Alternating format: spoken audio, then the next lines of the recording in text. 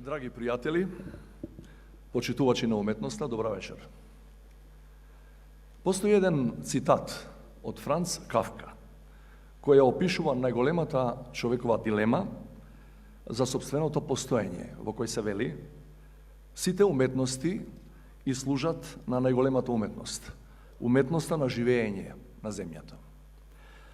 За жал, сведочиме дека во епохата на информацијско-технолошки и научен развој без преседан, наместо луѓето да бидат посигурни и посреќни, живењето на многу места во светот се претвора во борба за власт, доминација над другите и обседнатост со материјалното. Сведоци сме на војни конфликти, глобални здравствени закани, непочитување на човековите права и слободи, понижување на достоинството, тектонско изместување на вредностите и губење на моралниот компас. Најтрагично е што стануваме имуни на туѓото страдање и болка, а сочувствителноста и солидарноста исчезнуваат од нашите животи како наводни реликти на некое минато време. Од уметност на живење денес дојдовме до уметност на преживување.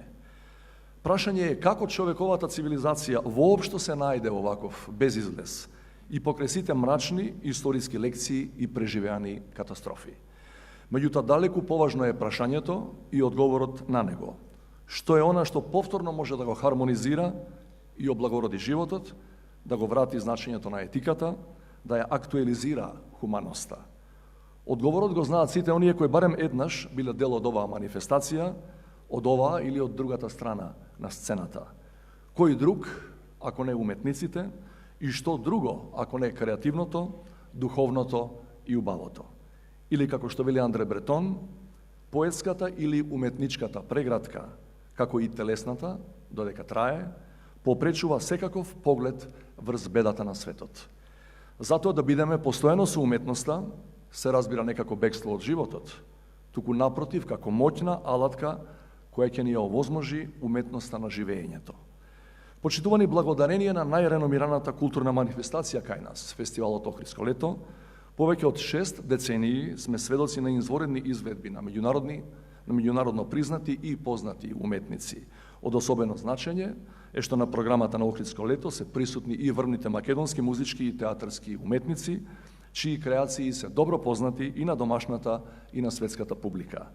Конечно, по 2 години, во кои пандемијата оневозможи вистинска фестивалска атмосфера и влијаеше врз фестивалската програма, Охридско лето со квалитетна понуда на музички и на сценски настани се враќа на достоинствен начин кој единствено му прилега.